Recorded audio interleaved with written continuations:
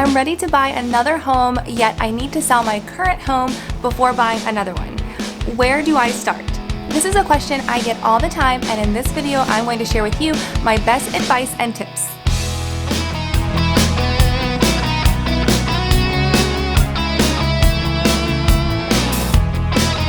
Hi friends! I hope you're doing well out there and staying safe. My name is Amy and you are watching my Life with Amy Now channel here on YouTube.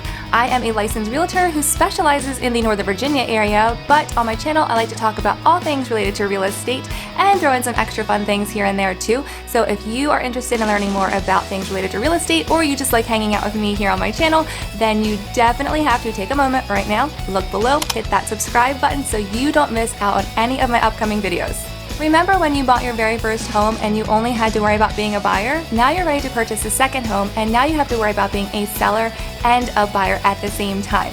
Add in the fact that you may need the equity from your current home to purchase a second home, and the stress can be overwhelming. If you're moving across the country and relocating, that stress can become crippling.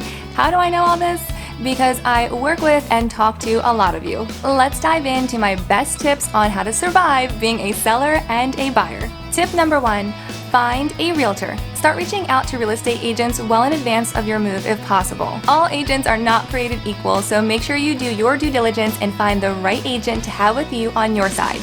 If you are relocating to a new city and you have an agent in your current area that you love, you can always reach out to them to ask if they have a referral partner in your new city. If you're not sure who to connect with, then feel free to contact me regardless of the city that you currently live in or may be moving to, and I'll be glad to help you find someone. Tip number 2 is understand your finances. There is a difference between needing to sell your current home to qualify for a loan to purchase your next house and wanting to sell your current home before buying your next house. No one wants to pay 2 mortgages, but if you technically qualify to buy another home without needing to sell your current home, that puts you in a different financial situation than those who have to sell their current home in order to qualify for a loan. If you fall into the category of wanting to sell and not needing to sell your home, you will have more freedom to make offers on listings because you won't have as many contingencies attached. And this can give you a leg up during negotiations. This is really important in areas where it's a seller's market, like right now, right here in Northern Virginia.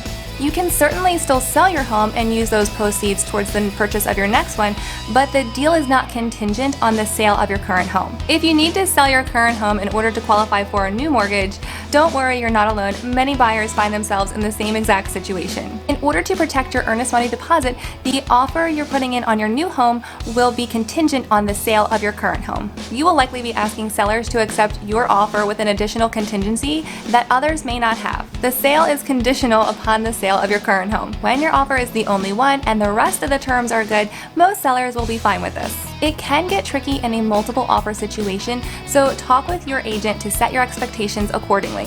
Tip number 3, don't get ahead of yourself. Meaning, don't focus on moving to a new home before getting your current home ready for sale. If you can't buy your next house until selling your current home, then the majority of your focus needs to be on the sale of your house. Don't let yourself get overwhelmed with focusing on moving and a new house. Spend time preparing your home for sale. Talk with your agent, start decluttering, and start making repairs. Your agent will help guide you through this process. Even in a seller's market, you still need to prepare your home for sale. This is one of my personal favorite things to do, is help sellers get their homes ready to be listed on the active real estate market. I love to be able to help some of my sellers by offering them a concierge service. This helps the sellers prepare their home for sale so they can get a quick sale on their home and the most money on their investment. Tip number 4 is home search with a purpose.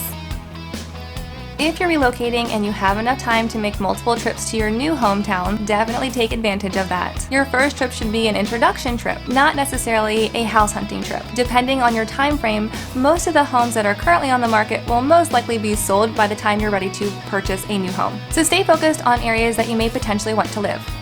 Even if you are searching for a new home in the area you currently live in, it's still a great idea to get even more familiar with new potential neighborhoods. If you're relocating, then your last visit should be the home buying visit. And if you're staying in your current area and ready to take that next step towards buying your next home, your current house should be under contract. Why should your home be under contract? That brings me to my next tip. Tip number 5, making offers. When you start putting in offers, your home should be under contract. And if you're through the inspection period and or the appraisal, this will make your contingency less risky to sellers. Be sure that your agent communicates this with the listing agent before submitting your offer. Most builders are okay with home sale contingencies, so keep new construction in mind as you house hunt. If you are relocating, your agent in your new hometown will probably be reaching out to your listing agent in your previous hometown. Tip number 6, navigating the move. Obviously, this can be one of the more stressful parts of purchasing a home, so make sure you give yourself enough time to prepare and organize properly. Depending on current market conditions, you may want to try to negotiate a longer escrow period on the current sale of your home.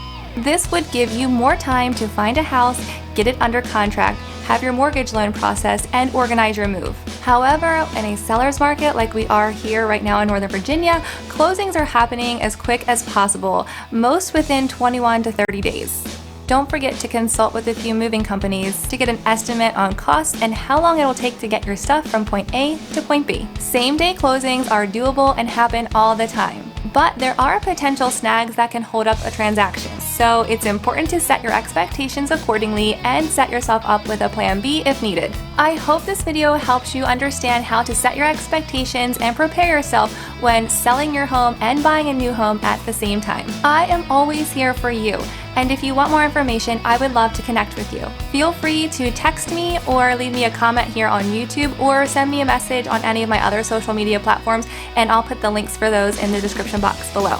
If you've made it this far, then give me a thumbs up down below, and I will see you guys in my next video.